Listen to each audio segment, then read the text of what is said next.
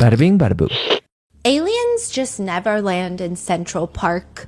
They are rarely ever spotted flying above Times Square. It's a thing. It's like extraterrestrial beings just have an aversion to high costs of living and expensive real estate. But you will see a UFO flying over a cattle ranch in the middle of Montana. And the only witness to that is going to be a guy named Dale who takes a quick picture of it on his russet potato that he has now converted into a camera.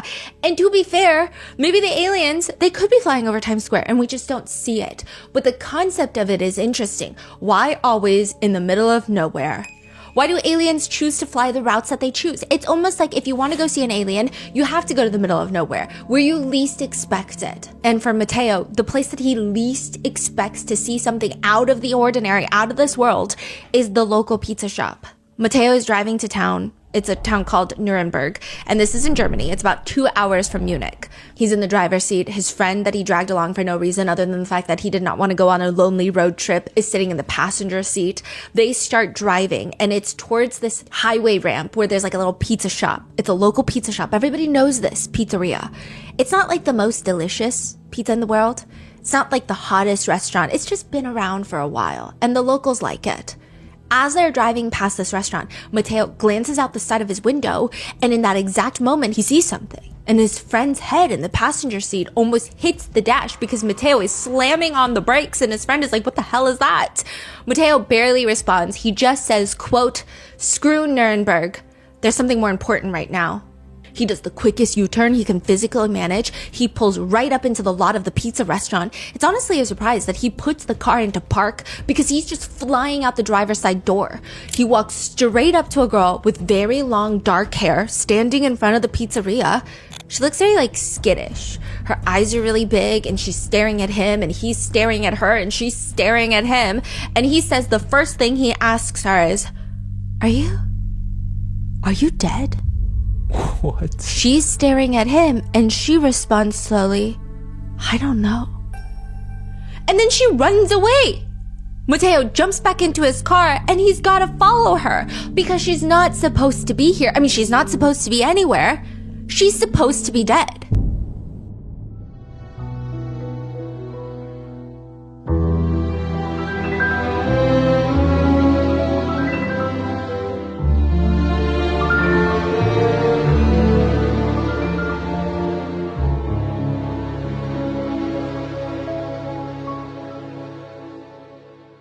We would like to thank today's sponsors who have made it possible for Rotten Mango to support the Immigrant Legal Resource Center, a nonprofit focused on immigrant civic engagement, education assistance, and local policy interventions to protect the rights of all immigrants. This episode's partnerships have also made it possible to support Rotten Mango's growing team, and we'd also like to thank you guys for your continued support. As always, full show notes are available at rottenmangopodcast.com. Disclaimers. There are brief mentions of DV self-exit in today's case, so please watch with caution. Today's case also takes place in Germany, so we had help from our translators to navigate the language barrier as we were researching. We do our absolute best to ensure everything is represented accurately, but do keep in mind that all statements and quotes have been translated and then may even be condensed for brevity. So with that being said, let's get started.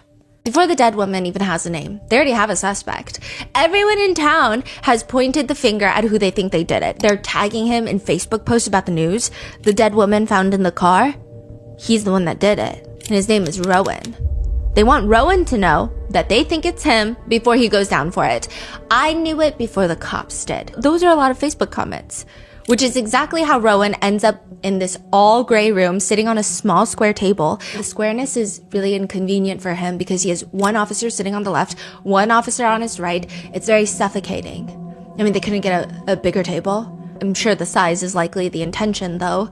Usually when the local town starts tagging, "This is the killer," in Facebook comment sections, I mean, the police have a picture of who it's going to be, and Rowan does not fit that picture. He's young, very young, early mid-20s. He looks fit. He's well-groomed. He kind of has this soft energy to him. He kind of looks like an Instagram model. I mean, not that that measures someone's morality. If anything, it probably decreases the morality. But it's just not what detectives are expecting.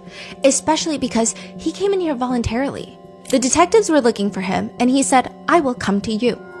And that is how for the next 4.5 hours, they're sitting in this gray room together on a square table, and the female detectives are sitting on either side of him. And the first question they ask Rowan is, "How are you?" He looks at them. "You know what? I feel an absolute emptiness and utter chaos inside. That's a direct quote. For the past 24 hours, Rowan says he was scared to go outside. Everyone in his phone is texting him, sending him social media posts, writing things like, "You're a wanted man. They're gonna want your head for this. You're gonna go down for this. So did you do it? Did you kill her?" So yeah, I mean, he's seen better days, okay? But why would everyone accuse him of killing the girl that was stabbed 56 times to death in the back of her car? The car was parked on a residential street. It's like one of those tree-lined residential streets. I mean, was the car parked in front of his house? Did he leave fingerprints? Why does everyone think it's Rowan? It's because the woman that was found dead is Sherry Ben Kay, but they call her Sherry, and it's his ex-wife. They met in 2015. It's kind of like one of those meet cute dramas. He's explaining to the officers. It was at a subway station. Rowan is going up the escalator and Sherry is walking down the stairs right next to it.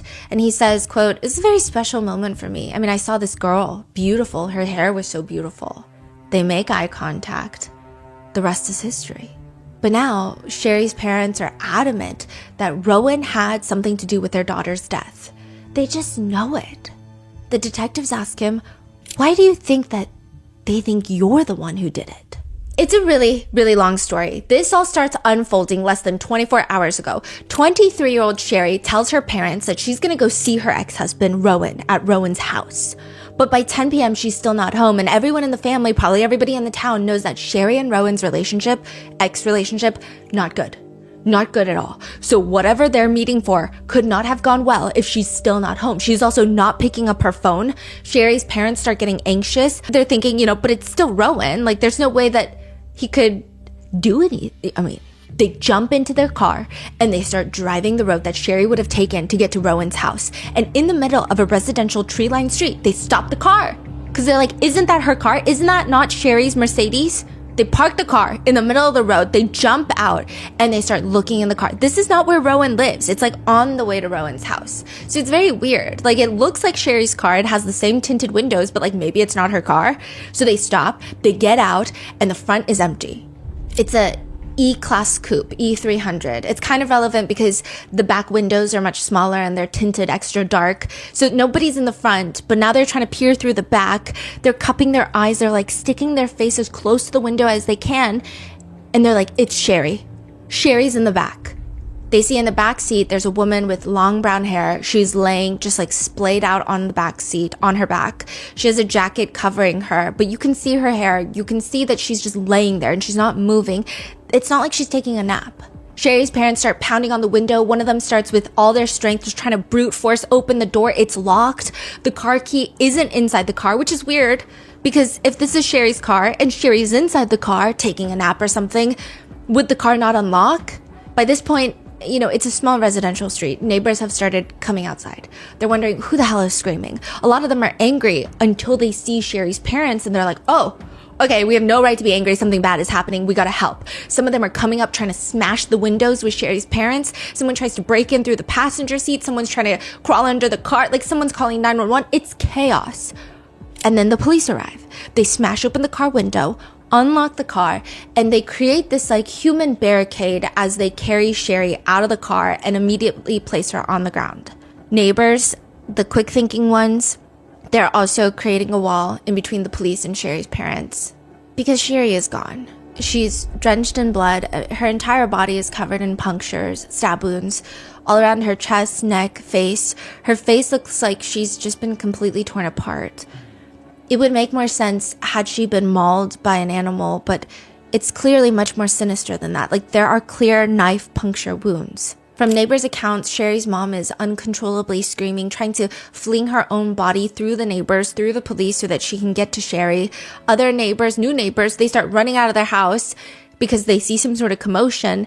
And they say that it was a really difficult sight. When they run towards the crowd, you just see some of the neighbors are standing there with a very somber look. One person at the scene says, the paramedic who was on site, the one who had actually attempted resuscitation, struggled for, instance, to place the breathing mask over her mouth because her face was so utterly destroyed by stab wounds that the device simply could not create a proper seal. It was clear that this is no longer a living body. At the scene, Sherry's dad is announcing while his daughter is on the ground, "Rowan did this. I just know that he has something to do with this." And now Rowan is sitting inside this police interview room. Why would Sherry's parents think that he's involved? Rowan tells them everything about their relationship, Sherry getting pregnant, her parents, the soap incident, everything in between. And then he tells them, you have to understand, I was with Sherry for 7 years.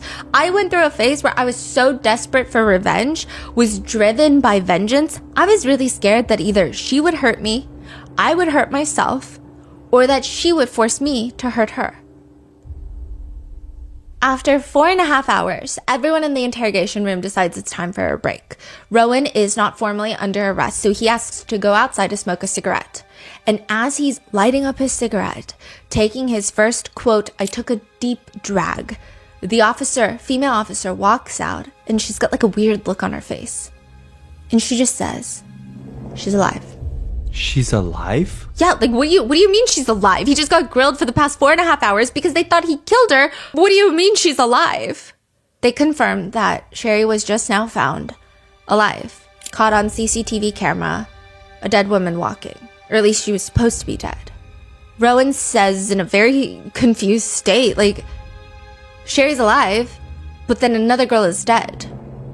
Yes. But then who is the other girl? And why was she found dead in Sherry's car?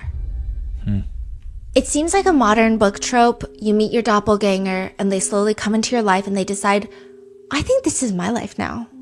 And they do whatever it takes to slowly drive you crazy, isolate you from your loved ones. And then one day you go missing, you come back, you knock on the door, and a woman who looks just like you opens the door and she claims that she's you. She's married to your husband, your kids call her mom, all your friends think that she is you. But not only that, they like her better than they ever liked you. What the hell is going on, okay? That seems like a new and fresh trope, but it's actually a trope that's been around for hundreds of years because there is terror in the idea of being replaced. I think the fear that identity makes someone unique is not unique at all is a big fear. That your identity and your life can be studied and then someone can rehearse it and then they can just take over your life by pretending to be you as if like it's just a jacket that you can put on.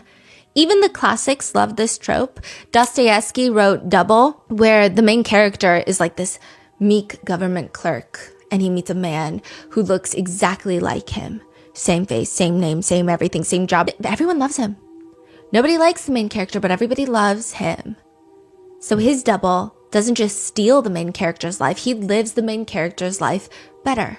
Sometimes the doppelganger and the main character, like Edgar Allan Poe's William Wilson, the main character is being stalked by a double who shares his name, face, they even have the same birthday. The doppelganger just keeps ruining the main character's life and reputation, sleeping with married women, pretending to be him, conning people. Eventually, he has enough and he stabs the doppelganger, only to find out it's just himself. Sometimes the doppelganger is you. Sometimes the doppelganger is very real.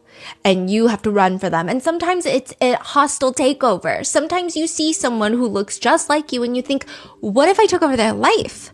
Imagine you meet someone who looks identical to you. Nobody would ever be able to tell you apart.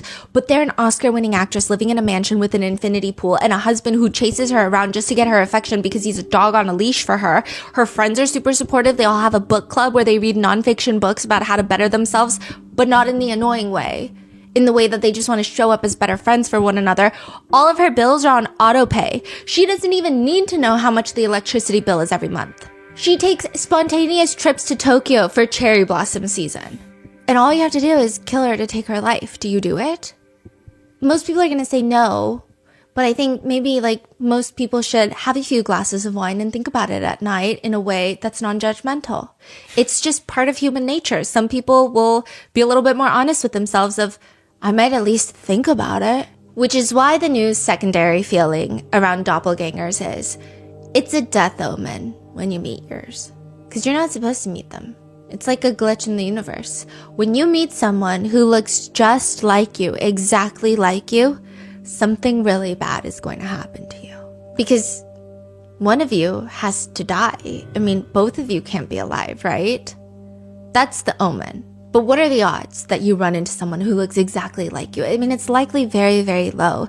Even with social media, you have people who look similar, but I've never seen two people where I'm like, no, they could literally take over the other person's life. They're identical in every sense of the word. Their loved ones would never know. So what are the odds that you come across your doppelganger?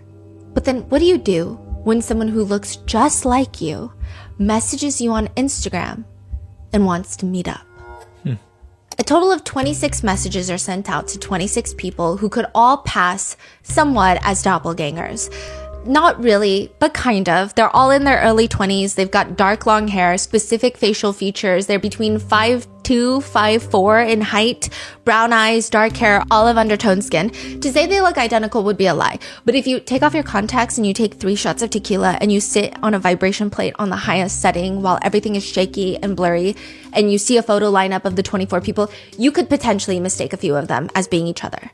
They all have similar features, but so do like half of the world. If you actually study their faces, they don't actually look alike, but that's okay because perfection is not what Sherry is looking for. Khadijah is one of the 26 girls who receives a message. A lot of people online have been calling her a beauty blogger, and she certainly is beautiful, and she certainly has a high interest in makeup. She also posts on TikTok and Instagram, but a lot of her friends don't love that title because just the negative connotation, it almost dumbs her down. Khadijah worked at a cafe. She worked at a restaurant. Her best friend that she grew up with says that she was always someone who had a knack for languages. She just learns languages so quickly, so she wanted to become an interpreter, get married, have kids of her own. That was her dream. And then 23-year-old Khadijah gets a message, and it's going to lead to a series of events that is now called the doppelganger case in Germany. Sherry K, Sherry, she is not living the life that she's always wanted. I mean, who is? But Sherry isn't someone who likes to just sit there and accept her fate. Is it her fault that her family immigrated to Germany when she was 7 because they were being hunted down and killed for their religion? Obviously not. But Sherry is trying to adapt. Everyone said that during school, Sherry was like the center of attention, and she very much liked male-centered attention. And objectively speaking, she just liked to be around guys. Most of her energy was placed into which guys she could talk to after school. And then even later in life, it was all about guys, okay? And people start stating, this is very inappropriate, but people started stating that she had a very seductive behavior about her. Which, is inappropriate to say the least, but she starts dating this guy named Rowan near the end of high school, and she's at this subway station kissing him when she hears this familiar voice behind her, "Get your hands off my niece." It's her uncle. Which now would be a pertinent time to let you know that Sherry's parents incredibly strict. They do not want her dating anybody, and she's just making out with this guy named Rowan at a subway station. She is 18, but this is still very young for her family. And Sherry's uncle is pissed. And allegedly, instead of informing Sherry's parents about what he saw, he starts blackmailing Sherry. He's like, "I'm just gonna blackmail you." I don't know what he's getting from Sherry, whether it's money or something else. I have no clue. How do we know he blackmailing her? A lot of inner sources close to Sherry were saying she was getting blackmailed by her uncle. Oh, man. Yeah. Wow. But he starts blackmailing her about her relationship. Eventually, Sherry's parents, they find out regardless, and they urge Sherry and Rowan, then you guys just need to get married. If you're going to date, you're going to fucking get married. All of this only works out because Rowan is Yazidi. Yazidism is one of the oldest continuously practiced religions in the world. It's an ethno-religious faith. It's like a closed-door religion. So you have to either be born into it, you cannot convert into it, and once you leave it permanently. In 2014, ISIS launched a coordinated attack against Yazidis. The incident has been recognized by the UN as a genocide. Thousands of Yazidis were beheaded, burned alive, killed. More than that they were kidnapped and enslaved and trafficked. Young boys were forced into ISIS training camps. Young girls, some as young as 9 years old, were either trafficked or sold or gifted to ISIS soldiers. So in 2014, a lot of Yazidi believers, they fled to neighboring countries, and Germany ends up being a huge one for the diaspora. A lot of the Yazidi community had already been steadily growing in Germany, so people are like, we gotta go to Germany. 2 important things to note. 1, there is a lot of tension between older Yazidi family members in Germany and younger generations of Yazidi in Germany. Because there's a lot of complaint. A lot of these elders, they're like, we fled for our lives because of our religion. These are our traditions. We need to stand by this. We almost lost our lives for what we believe in.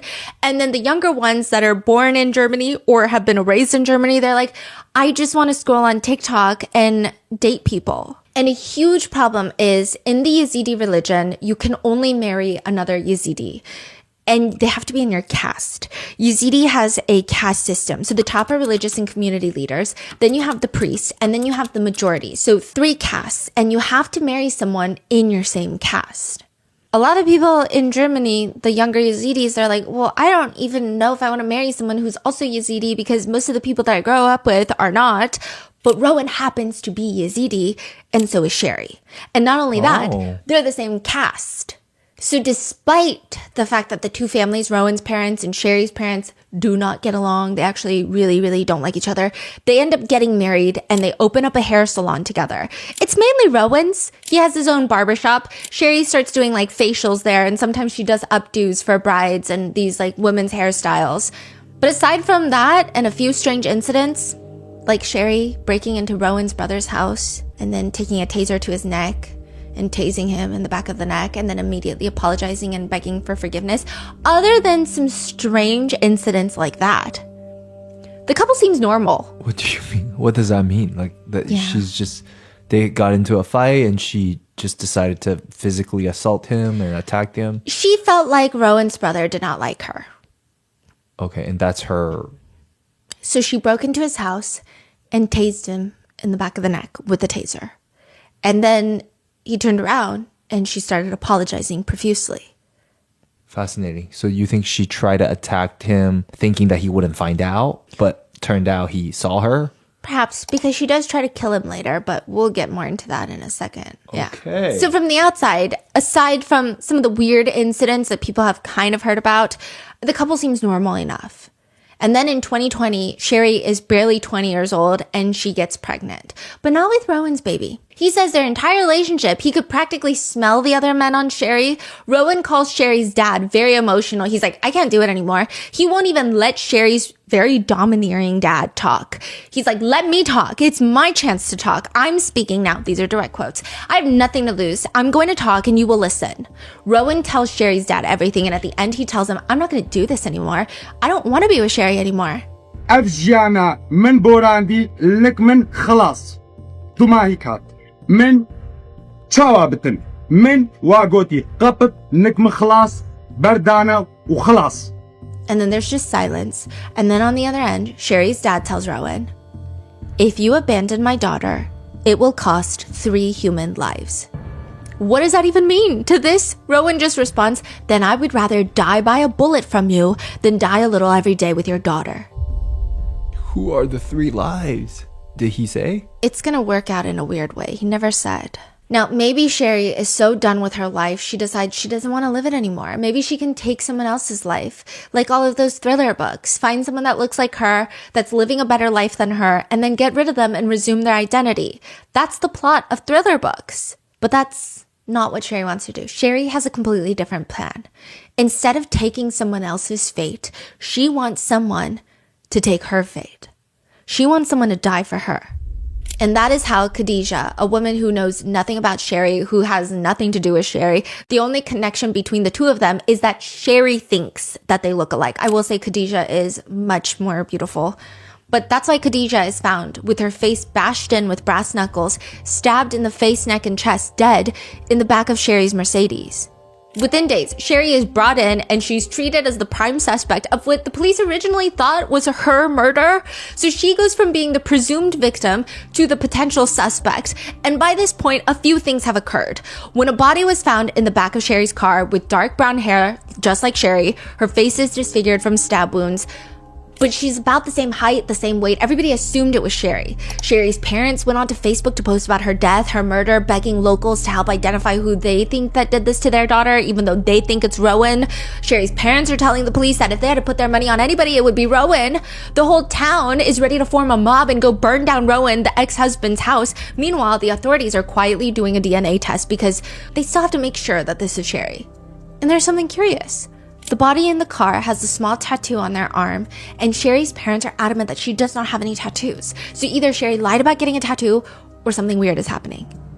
That, and people keep calling into the police dispatch trying to frantically explain that they saw a dead woman. There's a guy who's like, I saw a dead woman at a pizzeria, I swear.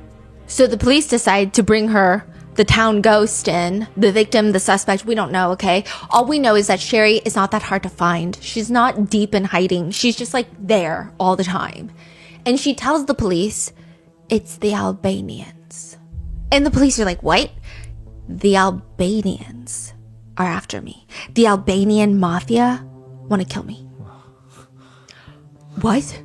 Okay, so the first person that Sherry points them to is a man named Shakir. He's the one that did this. He's after Sherry. So the police go after him, and they also arrest Shakir. The investigators, they start putting the pieces together. They quickly arrest Sherry and Shakir, but they still need to figure out who the body in the car is. They cross-reference with missing persons alerts in the neighboring areas, not just this town, but all the surrounding towns, and they identify the body to belong to Khadija.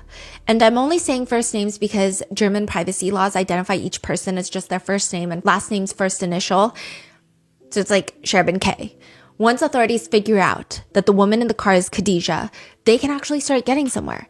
They go through Khadija's phone, they go through Sherry's phone, and they find a series of odd DMs on Instagram. The first one reads, "Hey love, would you like to take part in a music video? You have very good charisma and you will be paid very well. You don't have to do much. I would be happy if you would get in touch. Best wishes."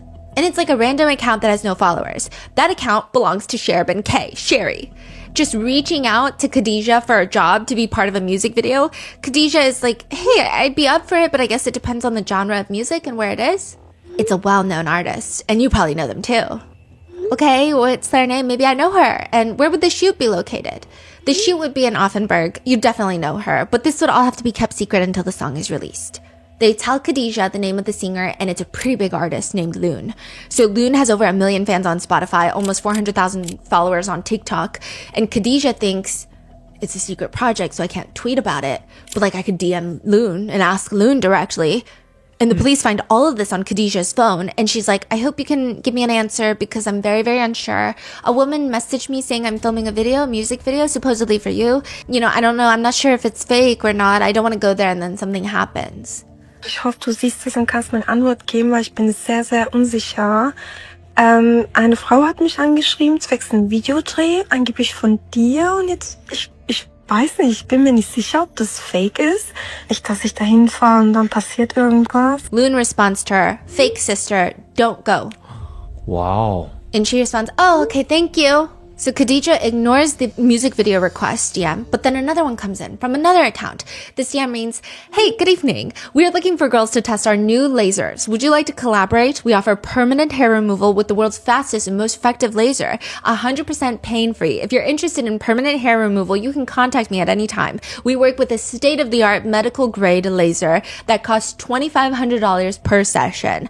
So they're saying, if you come to the salon and you get this laser treatment done and you just post about it, it's a free laser treatment. Mm-hmm. The only problem is Khadija lives 100 miles away from the salon because they give her the address to the salon. What, is it their home salon or? It's Rowan's barbershop. Wow.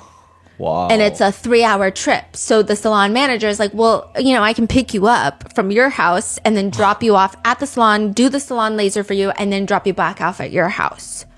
All the DMs lead straight back to Sherry. August 17th, 2022, Sherry and Shakir get into the car together. They drive and they pick up Khadija, and on the way to the salon, it's getting dark, the sun is setting.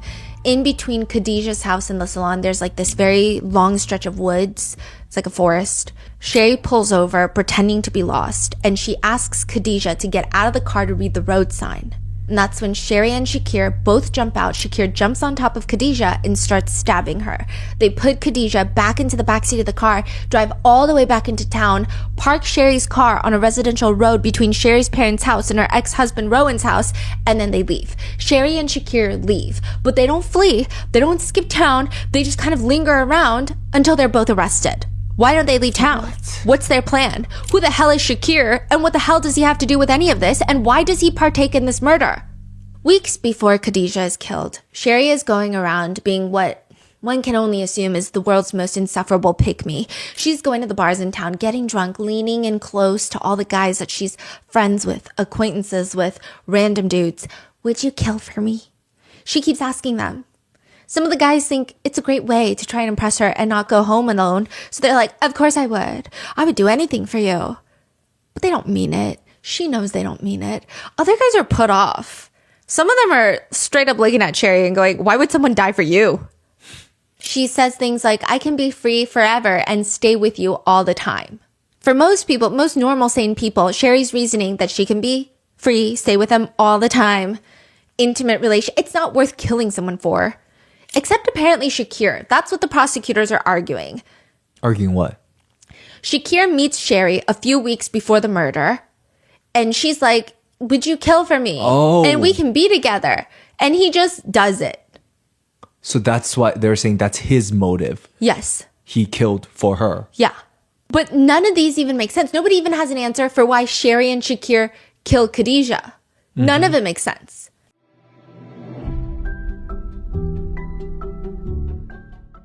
When you're building something from the ground up, starting your dream business, I feel like the to-do list never really gets shorter. It just keeps getting longer.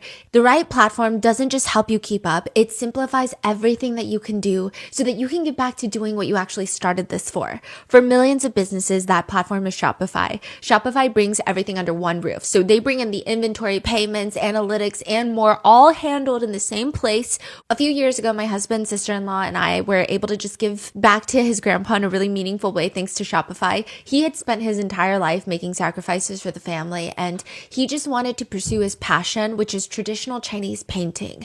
It had always just been a dream of his to share his artwork with the world, and with Shopify, we were able to make that dream come true. We set up an online store called Grandpa Mango's Art Studio for a limited time.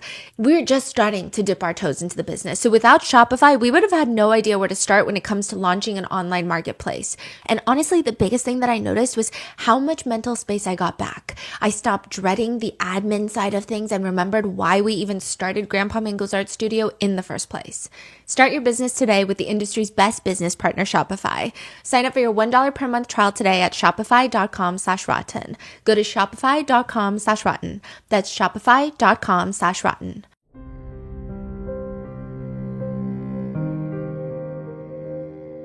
And Sherry and Shakir, they're not going to give honest answers. So naturally, people have to come up with their own theories, even the prosecutors, with what they believe happened. The very first theory to come about is the doppelganger theory. Sherry doesn't like her life. She cannot escape her religious parents. And instead of walking away and starting over or just standing up to them, she decides she needs to fake her own death to get away from them. But she can't just disappear because they will never stop looking for her. The only way to get everyone to stop looking for her is if they know for certain she's not coming back. There needs to be a body, and that person needs to look like Sherry, which is why weeks leading up to Khadijah's murder, prosecutors find in Sherry's phone, she's got multiple Instagram accounts. She's DMing everyone that looks similar, even remotely similar to her, asking if they want a free laser treatment as long as they post an exchange on Instagram. Khadijah agrees. Sherry picks her up, has her killed, and places Khadijah's body in her own car on a street that her parents are likely going to go down looking for her. They're going to find her body. They're going to think it's Sherry because Khadijah's face was so violently disfigured, and everyone's just going to assume it's Sherry because, like, who else would it be? And then Sherry would move on. What did Shakir get out of it? Probably intimate relations, love, who knows? The prosecutors are a little constantly wishy-washy about what Shakir gets out of it, but more on that later. The problem with the doppelganger theory, though, and there's a lot. The first one being, Sherry has 4 criminal defense attorneys. 2 of them are court appointed, the other 2 her parents are paying for, and her attorneys argue that everyone is being racist by stating that they too look alike and that Sherry sought out a doppelganger just by the fact that all of them have dark hair and are of Iraqi descent does not make them doppelgangers. So they're saying if they're not doppelgangers, then this whole prosecutor theory of the doppelganger murder falls apart if they're not doppelgangers. And so, like, this becomes a whole thing during the trial where everyone's like, are they doppelgangers or not? And the judges are like, it doesn't matter if they're not doppelgangers because everyone in the room can tell that Khadijah is exponentially more beautiful than Sherry will ever be, which also depicts a level of self-awareness in Sherry herself, right? But they're saying it doesn't matter if they're doppelgangers as long as Sherry believed that they could be. Yeah, exactly. The attorneys are arguing, but that means if they're not doppelgangers, Sherry is not faking her own death with Khadijah's body. That's what an argument. The prosecutors, though, still have to prove that Sherry has motive for this theory, that she desperately needs to get away from her family, and she thinks that, like, she's crazy enough that she thinks this will work. Sherry is evaluated by a psychiatrist, and she spends 4 days with the psychiatrist. She comes out with no strong diagnosis, no sign of a disorder, not that that would absolve any guilt. However, she's mentally there. She's fit to stand trial. The psychiatrist testifies in court that she does have a tendency towards conflict.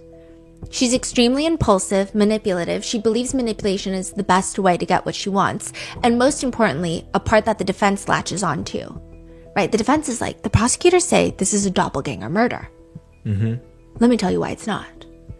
During Sherry's psychiatric evaluation, it is confirmed that her IQ stands at around 86, which they describe as, quote, just shy of a learning disability in Germany. Anything below 85 is indicative of a learning disability in Germany. So the defense are like, she's too dumb. Yeah, exactly. So by this point, okay, just to fill you in, Khadijah is found in Sherry's car. Very quickly, Sherry and Shakir are arrested. And everyone in the news becomes obsessed with this case. Everyone in Germany becomes obsessed with this case. It goes to trial, and it's actually one of the longest criminal trials in recent German history, especially in this area, because there's over 100 witnesses brought in. And the confusing part is, it seems like the prosecutors kind of drift between theories of what they think happened. And everyone's just trying to figure out what the hell happened. And the two defendants, Sherry and Shakir, Sherry's always lying. Anytime she opens her mouth, you can assume she's lying. She does testify, but nobody believes her. Shakir, dead silent. Won't say a single word. So everyone's like, why would you guys do this to a random girl that you don't even know? And the only connection is you were looking for people who looked like you and you think that she looked like you. That's really the only connection.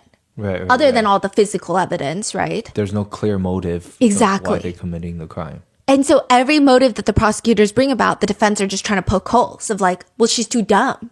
She's too dumb to carry something like this out. So the defense are like, she barely has a brain, okay? That's what the defense is arguing, which the prosecutors, they start arguing back. We never said she was smart. If she was very, very smart, perhaps she would have realized how horrendous this plan is. But nevertheless, the prosecutors argue the motive is there. Forget intelligence for a second. Sherry has motive. Her life is falling apart. She wants to get away. So she wants someone to take her place for her death. She wants to be dead to her family. The prosecutors bring in about 100 witnesses that testify about Sherry and Shakir. And one of the most important witnesses on that list, he went into hiding before the trial because he was terrified of sitting up on the stand. He thought someone was going to kill him to keep him quiet, is the ex-husband, Rowan. Who is he scared of to kill him? Because remember, Sherry's dad was like, 3 people are going to... Oh, the dad. That's right. So he comes in, he sits on the stand, and he starts testifying about his relationship, his marriage with Sherry, and it's not looking good. Multiple witnesses by this point have already testified that Sherry is known as a gas station groupie. It's like a thing when you live in the suburbs in a lot of places, including Germany, where you have nowhere to hang out. People just like loiter in gas stations, in the parking lots.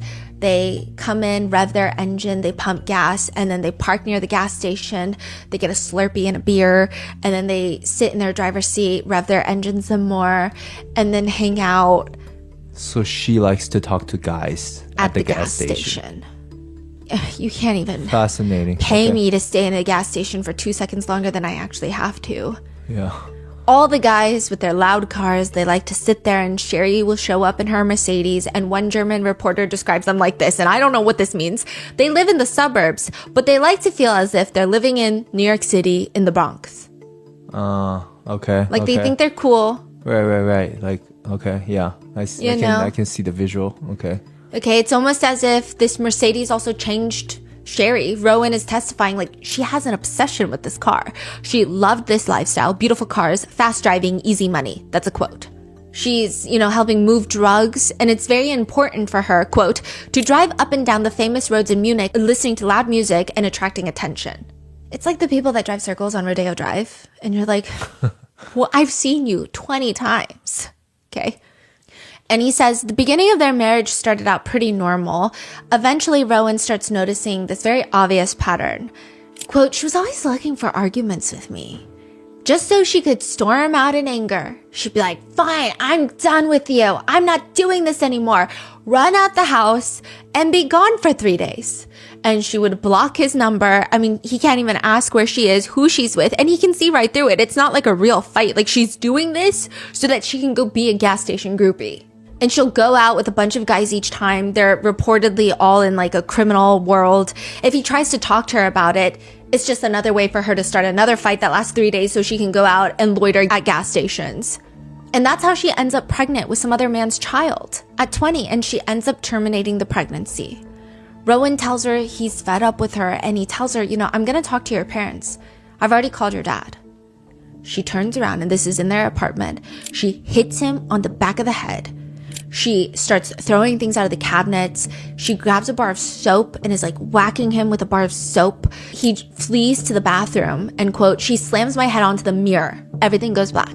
I start feeling dizzy. So then when he wakes up, he's like, I can't do this anymore. I gotta pack my bags. I'm gonna go stay with my brother. He gets into the car and he starts having an epileptic seizure. The police get called out. There's footage of this, the police getting called out, him having a seizure in the car.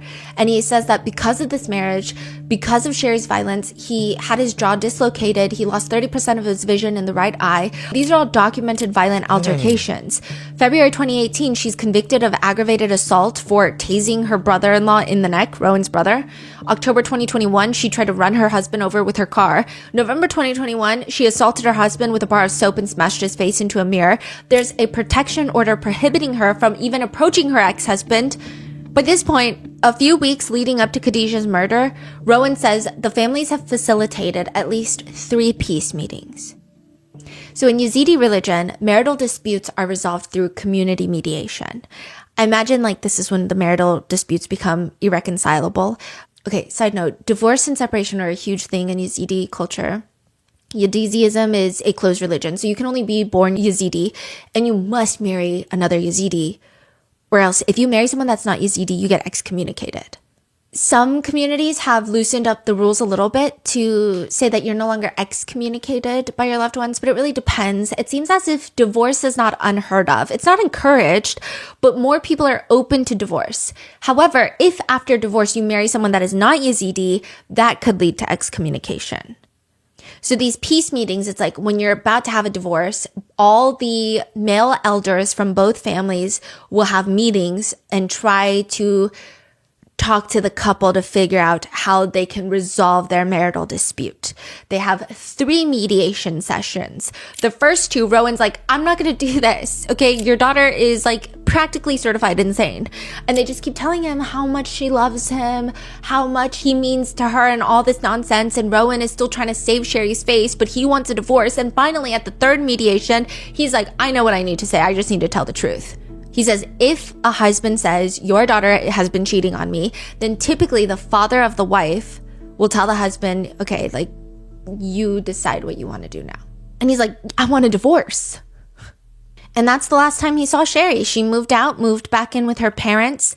And that was a huge problem for Sherry. A lot of Sherry's friends were called in to testify by the prosecutors because the prosecutors are like, the doppelganger theory. Remember, she needs to get away from her parents. Her friends are sitting on the stand and a lot of German reporters are like, this is the most insane trial that we've ever covered in our lives. These little gas station groupies are cursing at the defense attorneys, are cursing at the prosecutors. Oh, you mean all her friends are also gas station groupies? Yeah, and all of them are sitting, like some German reporter was like, I've never seen someone sit with their legs as wide open, you know, like, guys like to pretend like their ding dong is so massive that they can't even. You're saying that some of the guys are sitting with their legs are like reaching as far as they can. Yeah, in a court setting is just inappropriate. But also, I think it's like. Interesting. At that point, they're like doing splits. So these people are out here supporting Sherry. No, they're just being called in to testify and they just like snap at everyone. Oh, okay. Yeah. Yeah. Interesting. All right. So Sherry is complaining to her friends. Her friends are testifying like, yeah, I saw her after the divorce and she's complaining that her dad would only let her leave the house for 20 minutes every single day. So she goes from living with Rowan, being able to go out for 3 days at a time, be a gas station groupie. Yeah. And what's Rowan going to do about it? Nothing. But now that she's back with her very strict religious parents, after a divorce, they're in full control. They're not letting her out of the house. They're not letting her be a gas station groupie. They're controlling everything that she does, and she's sick of it. One witness said, I saw her in the middle of the road. She was like parked on the side of the road. All of her car doors were open. The trunk was open. So I was like, is she looking for something? I thought maybe her car broke down. So I pulled over and I'm like, do you need help, Sherry? Like, did something happen to your car? And she dramatically pulls something out. And there's a little tracker in her fingers. And she just tells me, my father, that son of a bitch. I guess she found a tracker in her car and her dad is tracking her. So the prosecutors are like, look, she has every reason to want to get away from her family, and she can't. Then the prosecutors bring in Rowan's brother. Yeah, where, you know, the bizarre incident where she uses a taser to get him in the neck. The brother-in-law testifies, she showed up to my house. I didn't even know her really at the time. I didn't even know who she was. She introduced herself to me as a friend of my brother. She was completely distraught. She was crying, claimed that Rowan was stealing and using drugs. And then she suddenly tased me in the back of the neck with a taser. That's their first time meeting? Yeah. What in the world? And then she ran down the stairs. Then she comes back up the stairs. He doesn't even chase after her because he's like on the ground, tased. She comes back up the stairs and said, I don't know why I did that. I'm so sorry. Please don't tell anybody. And starts profusely apologizing. And he called the... He said, I naturally went to the hospital and filed a police report. And he says, and then they got married. And then I met her uncles. The entire family is weird. They're weird. They also hated me, the brother. They just hated me. You know, one of Sherry's uncles said about Rowan's brother, we have a plan for him. Whatever that means. Yeah, they just keep saying weird things. And Sherry blames the brother-in-law, stating, he made my life a living hell for Rowan and me. He was the one who persuaded my husband to force me to terminate my pregnancy. So Sherry is claiming that she was pregnant with Rowan's baby. And Rowan was like, that was definitely not my baby, trust me. And Sherry is like, well, your brother was the one that convinced you to convince me to terminate the pregnancy. I mean, both Rowan and his brother are like, that's definitely not true. Okay. Now, Rowan's brother testifies. And then the prosecutors then bring in another guy. His name is Vulcan. He gets up on the stand and he tells the judges, I'm the guy that Sherry paid to kill her brother-in-law, Rowan's brother. And everyone's like, what the hell is happening? He's like, that wasn't the original money-making plan, first of all, okay? So when I met Sherry, originally we were going to go into business together to open up a COVID testing center. Because, like, remember back then, you used to have to go to a testing center. They shove, like, a 3-foot-long Q-tip up your brain, like you're getting lobotomized. And then they wanted to do that. But instead, Sherry starts talking about perhaps before they do that, maybe you could kill someone first. And Vulcan is like, I should start going along with it. And the prosecutors are like, why are you going along with it? And they said, I don't know, she just seemed kind of dumb. And she had money, so he's like, I was going along with that. Sherry offers him $10,000. Kill Rowan's brother. I'll give you 5,000 euros in advance. Sherry thinks that her brother-in-law is the reason that Rowan even wants to get a divorce right now. So, you know, once he's gone, Rowan's going to be obsessed with her again. He's the one that supports this separation, so it must be his problem. The two of them, Vulcan and Sherry, they put together their approximately 7 brain cells. They come up with this masterful plan. The plan is he's going to kidnap Rowan's brother, administer date rape pills to him, change him into swim trunks, throw him into Lake Starnberg so that his death would appear to be a drowning. She tells Vulcan, all I need is photos to prove that you did murder him and you'll get 10,000 euros. 5,000 euros in advance right now. And if successful, quote, this day will be more beautiful than any other day on earth. She also sends him an 18-minute voice message where she's enthusiastically screaming, no mercy! No mercy! Make sure you shove the pills deep in his throat! They played all that? Yeah, in the trial.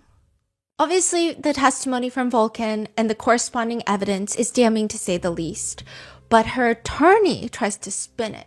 Her attorney says, according to my client's own statement, this specific allegation of wrongdoing presents itself in a completely different light. The claim is that a man proactively approached her, not the other way around, and allegedly offered to kill her brother-in-law.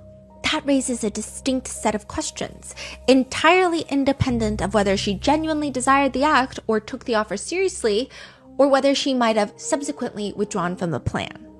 They said a whole lot of nothing, but they're basically trying to be like, maybe she was testing him to see if he would do it. She did give him the 5,000 euros. She did. And Volkan argues in court that he just did it to get some easy money. You know, she has money and she's also a bit stupid. That's a direct quote. He testifies that at the trial. But the interesting thing is, like, the prosecutor's like, thank you so much for testifying. So you're actually arrested for fraud. Because regardless, you took money and did not deliver a service. You took money and you didn't kill someone? Yes. That's a fraud? Yes. So they arrest him for fraud. You're kidding me. They also charge him with tax evasion, which is apparently a very German thing. Like, they take tax evasion more seriously than the Americans. That's crazy. That's considered a fraud? Yeah. Maybe he tried to get a lower deal. What? Eventually, but he was, and I can't believe this. He got sentenced to, he had his own separate trial. The fake hitman had his own little separate trial, and he was found guilty and imprisoned for a year.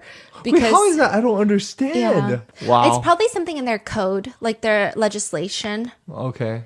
You think it will happen in America too? I cannot imagine this being fraud, though. We have very specific laws for conspiracy to commit murder. Maybe they don't have like specific laws, so this is the one that fits the best. But what I'm saying is, let's say he never intended to kill, and he still took the money. He's like, I'm just here to scam someone. That's fraud. I think that's why they charged him with fraud, because he's not like trying to kill, so he's just a con man. Okay, this is weird. Okay. Yeah, it's all very strange, but they get him for fraud and tax evasion because he didn't pay taxes on the 5,000 euros he got in cash. And as if this case can't get even more confusing, the main prosecutor theory is that this is a doppelganger murder, and that's actually what it's known for just when it goes viral on a global scale. But that also kind of has its plot holes because it's an escape where nobody flees. If she got someone to be a doppelganger, killed them so that she could flee. Right. She doesn't flee. Sherry is literally arrested driving around leisurely through town. That's how the arresting officer describes her demeanor. If she killed Khadija to take her place as a dead body, would she not skip town and start a new life? She doesn't do that. So then some people argue it's because she was waiting for Rowan to get arrested. She's not trying to die and disappear and start a new life. She wanted the police to arrest Rowan for her murder and then she would leave. She was gone girling him. But that also necessarily doesn't make sense because there's no indication that she was tracking Rowan, tracking the investigation. She was genuinely just hanging out. By the way, she also went back to her gas station groupies after she was dead. And they're like, aren't you supposed to be dead? And she's like, I'm in some shit. Some people are after me. They're trying to frame me. Anyway. Yeah, this is... wow. It just doesn't make any sense, which then leads to a black magic theory. And this was a theory that was heavily debated in court. Eventually, the court denies it. A lot of the black magic theory comes from humans doing what they do best and kind of just being idiots. So in Sherry's car, when police search it, they find two things.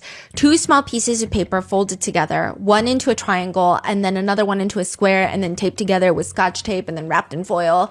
When they're unfolded, people discover writing on them that nobody can decipher. And one of them has a picture of Sherry and her ex-husband Rowan taped to the back, but the words, no one can decipher the words. So this theory comes about that Sherry killed Khadija as a human sacrifice so that Rowan would come back to her. That's why she doesn't flee or escape town. She stays. When they ask about this paper, Sherry's like, I've never seen that before ever in my life, which is refuted by the fact that her fingerprints are found inside. Like after you unfold the scotch tape and the foil, it's like inside. Then there were news reports that Sherry had been online searching specifically for a magician. So all of this is coming together until they're able to find out who wrote this undecipherable words on the paper. It's a religious leader in the Yazidi faith. They're called sheikhs. She's looking online for a religious leader, but the way that they translate it is like she's looking online for a magician because the word they use to describe their religious leaders in Yazidi sounds like magician. Okay. So they're like, she was looking for a magician, dark magic. So then she finds one and the prosecutors find him. They bring him to court. They're like, tell us about this black magic that you're doing. And they're just basically talismans. So, you know, in religion, when you want to be blessed or you are looking for specific things in your life, religious leaders in certain religions will write talismans for you, you know, on pieces of paper. But the whole questioning gets weird because he's illiterate. So he wrote it, but he can't tell anyone what it means. There's no meaning. It's just bunch of scribbles. Yeah, and like the prosecutors don't believe that. So they're like, no, it's black magic. Just tell us it's black magic. And then he's like, no, actually, I'm genuinely illiterate. And they're like, no, we don't believe you. And then they make him try to read it. It was just like a whole thing. And then he was like, it was revealed to me in my dream. So that's why I wrote it. What is going on? The judges ultimately rejected the theory of human sacrifice, which means why the hell did Sherry and Shakir kill Khadijah? Maybe instead of focusing on Sherry, the answer lies with Shakir. Because nobody can figure out what he has to do with any of this. Most people believe he is the one that physically carried out the killing and stabbed Khadijah. Medical examiners say that it could have been a man, it could have been a woman based off of the stab wounds, but it's really important. So in Germany, for murder, you get a life sentence, but you're eligible for parole after 15 years. Unless there's special circumstances, and stabbing someone 56 times is a special circumstance, which means that you would be eligible for parole after 25 years. So Sherry and Shakir's attorneys are like, no, she's the one that stabbed her. And then they're like, no, he's the one that stabbed her. And everyone's just trying to figure out. And it's just, I don't really think it matters. Throw both of them in for it. Khadijah's dad says, in court, I faced my daughter's killers. I was only 10 feet apart from them. What do you want to say to Shakir? I want to eat him alive. I want to devour him whole. There are text messages between Shakir and Sherry, and the day before Khadijah is killed, Sherry is messaging Shakir things like, tomorrow is going to be wild. There's going to be a lot to do tomorrow. I'm looking forward to it. This is the night before the murder. After killing Khadijah, they both head back to Shakir's place. There's no evidence that either of them are romantically involved afterwards. But they part ways, and both of them are kind of on the run, kind of not on the run. They both stop by the gas station. Shakir goes to the gas station too to hang out with his friends. He's got scratch wounds on his arms. And he even tells a friend, I killed an innocent girl for this whore. They're like, who's the whore? Who's the girl you killed? He doesn't clarify. The brass knuckles are found in Shakir's apartment. His DNA is found on Khadijah. The prosecutors, they just keep going back and forth on what Shakir's motive to help Sherry was. I mean, this is a girl that he's only known for a few weeks. Why would he kill Khadijah for her? So sometimes the prosecutors think that it's sex. Sometimes it's money. There's no evidence that money was transferred, but maybe it could be the promise of money. Shakir is silent the entire trial. He does not testify. He never gives a defense. He never tells them, no, this is what happened. Sherry, on the other hand, she gets up on the stand. And she says, let me tell you the day of the murder. My original plan was to just meet with Shakir, but he requests that I bring a can of gasoline with me. So she does. She meets up with him. He takes her phone, and then he guides her to a strange address. She's the one driving. He tells her to park the car. She does. And then a girl walks up to the car, approaches the car, and just based off the energy, it seems like the girl and Shakir know each other. Girl gets into the seat. Shakir moves to the back, and Sherry's in the driving seat. And Shakir is telling Sherry where to drive. They start driving into the forest, but out of nowhere, Shakir's like, pull over. I need a smoke. She pulls over in the forest. He goes, takes a pee. Everybody gets out so they can smoke a cigarette. Once Sherry's done, she walks back to the car to get in, but then she hears a scream. Hey! She whips around, and she sees Shakir just pummeling the girl Khadijah in the face with brass knuckles. Quote, he had brass knuckles in his hand and was hitting her on the head, right on the right side. I think it was against her eyes and forehead. When I saw that, I was shocked. I fell to my knees. I screamed. I was paralyzed for a moment. I couldn't breathe. I saw him continue hitting her head. So I ran over to them, and with all my strength, I pushed him away from her, and I yelled at him to stop. She was gasping and whimpering. He grabbed my arm, dragged me to the side, and when I looked up at him, I saw his face, his anger, and the way he yelled at me, and I got scared. I thought, now it's my turn. He's gonna come after me. I took a few steps backward, turned around, covered my ears. He grabbed my arm, pulled me towards the car, and threw me inside. And then I turned around, and she's in the driver's side now. She turns around, and Khadijah is in the back somehow, lying there. He dragged her into the car. Shakir gets into the passenger seat, and Sherry says he threatened to kill my family if I didn't stay in the car. He wanted me to keep driving, but because my legs were shaking so bad, he had to hold my knee steady as I pressed on the accelerator. He is screaming at me, drive now. Then they get to the road, and at some point he tells her to pull over on a supermarket, parking lot. He tells her to get out of the car. She gets out the car, and then she hears screaming inside the car and he's just stabbing Khadijah in the back seat, which the police are like, actually, the evidence shows that Khadijah was stabbed in the forest. But anyways, she says, I was frozen. I fell. I lay on the floor. I covered my ears. I didn't dare look. And then I looked toward the car and I could see the two of them. It was like they were fighting. She was screaming inside the car. Eventually, everything was covered in blood. He walked around the car, threw the knife across the street. He put on a fresh t-shirt, pushed me back into the car, took Rowan's jacket out of my trunk, covered Khadijah with it. He gets in, orders me to keep driving. He had in his hand a new knife. I steered the car back onto the road. He pressed down on my leg again because I didn't have the strength. And then at the end of all of this, she looks at Khadijah's dad in court. I can't get the images of what he did out of my head. That's crazy. Yeah. She spoke with confidence? Yeah. A lot of people said it was terrifying because she was just emotionless the whole time in a very creepy way. And a lot of people testify about Shakir and they say that he's actually a harmless guy, which, I mean, I don't know what people's perception of someone can even hold up in court. His ex-girlfriends testify like he's never had any rage or anger towards women. I don't know what any of that means, but something is definitely odd with Shakir. An inmate says that he was given a list of 13 people from Shakir and he was told that he will get paid per witness that is killed.